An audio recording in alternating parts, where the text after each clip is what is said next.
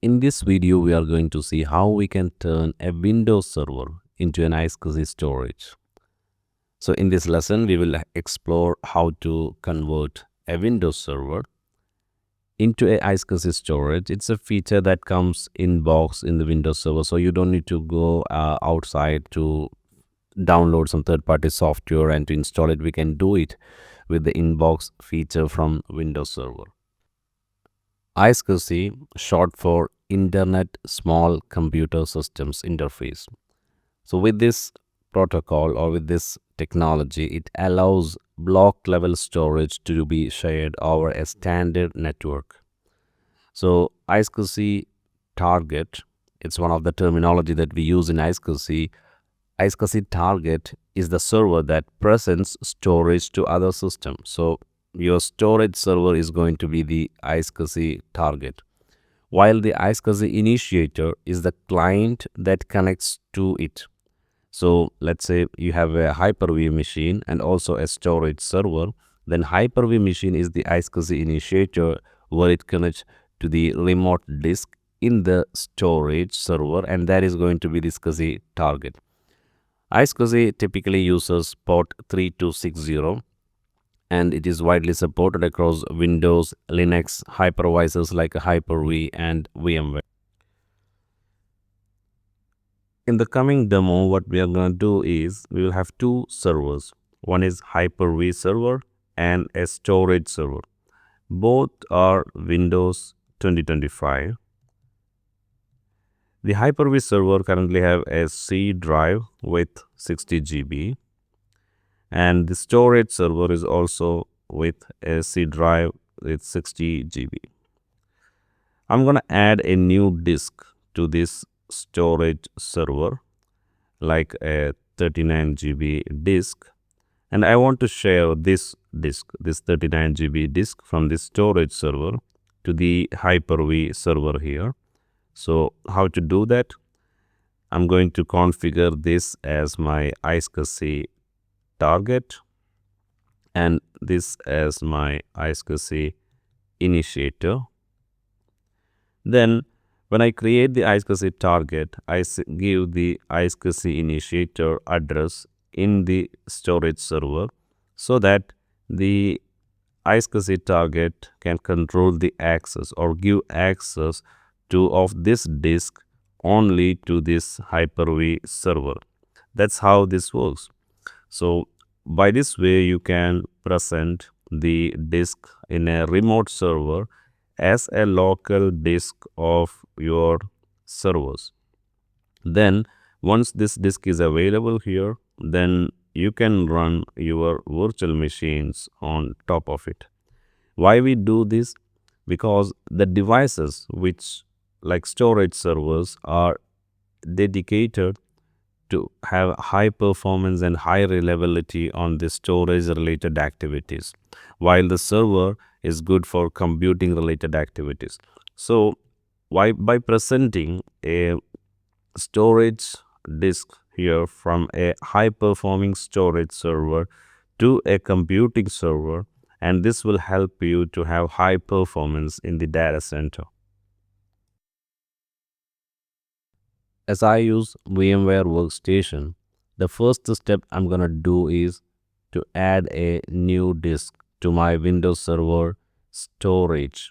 So I prepared already a Windows Server, and there is nothing else to do to convert this Windows Server as a storage, but I'm just preparing an additional disk of 40 GB to the storage. So this will be like an additional disk, but in reality, you will be adding a physical hard disk to the servers.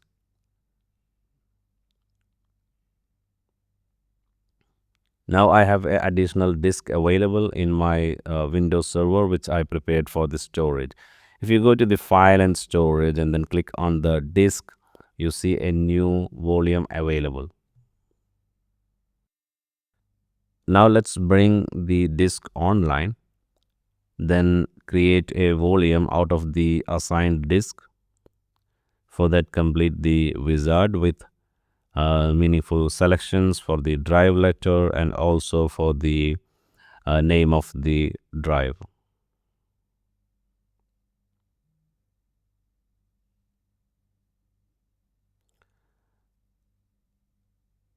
Now a new volume has been created out of the new disk that we assigned. Next step is to convert this Windows server into a storage, and for that we add a new role to this server. So click on the add roles and features, then click next, then expand the file and storage services.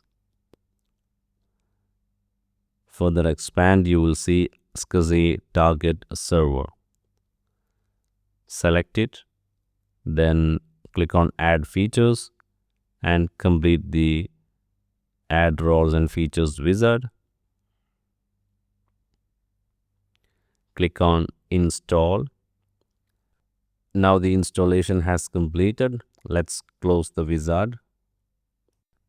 Now the iSCSI target service is ready. So let's go and create a iSCSI virtual disk. And here is the wizard to complete the iSCSI virtual disk creation. I select the newly added disk, then give a name for the virtual disk.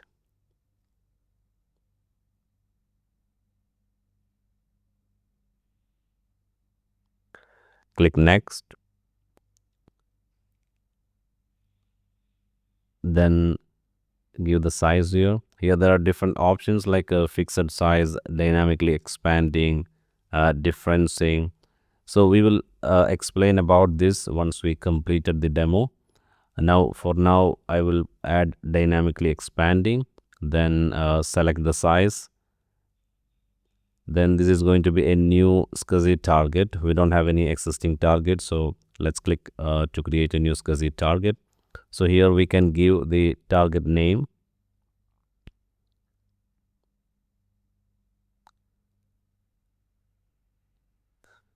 Now here you have to add the access servers, and there are different way to add it. You can add by the IQN number or IP address or DNS name or MAC address. Before you add, you need to prepare the access servers, that is the Hyper-V machine. We call it iSCSI Initiator. We have to prepare the server by enabling the iSCSI Initiator. And how to do that? Let's go and initiate our iSCSI Initiator. For that, log into the Hyper-V server, then click on Tools from the right top. There you will see iSCSI Initiator. Then just click on it. That will enable the iSCSI Initiator. If you click again, that will open a small window, and here you can see that the iSCSI Initiator properties. So now let's go back to the storage server because the initiator is ready. So let's go back to the storage server, and you have options either by adding IQN or IP address or by DNS name or MAC address. So either you can add the IP address is one option, or you can also add by IQN address. So to find the IQN address, you go to the iSCSI Initiator. Then from the configuration, you can see the initiator name. So you can just copy this initiator name, then put it back on the storage server to the access list.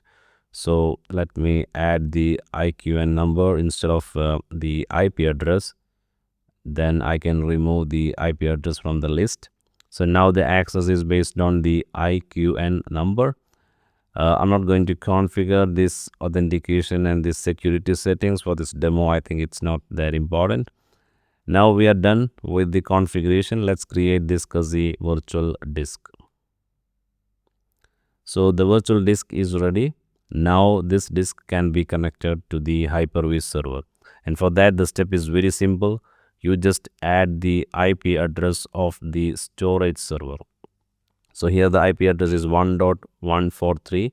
So I will add the target, that is the storage IP address here.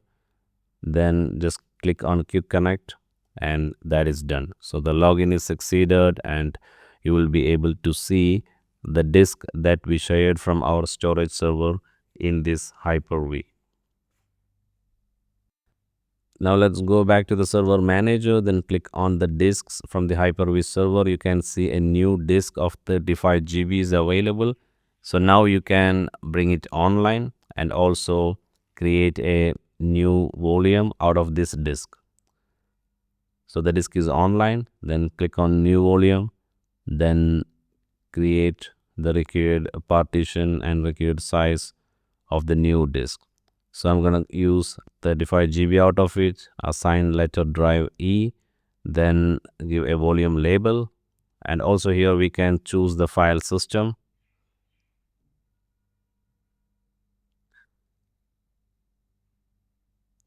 Then click next, then create.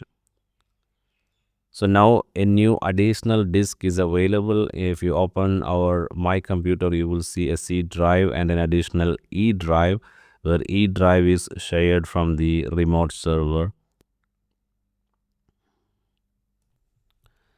In a real world scenario, you can transform an existing Windows server with a spare storage into a simple SAN system, and which is ideal for mid-sized companies, because setting up with the high-end storage is always costly, but this comes out of the box. So this setup will help you with this minimum budget to achieve Hyper-V clustering, enable live VM migration, and also it help you to improve the backup strategies, all without needing of an expensive SAN hardware. So to summarize, with just a few configuration, as you saw, you can turn a Windows Server 2025 into an iSCSI target server, and which enable shared storage over a network. And this allows you to build affordable, scalable storage solution for Hyper-V clustering and enterprise workloads.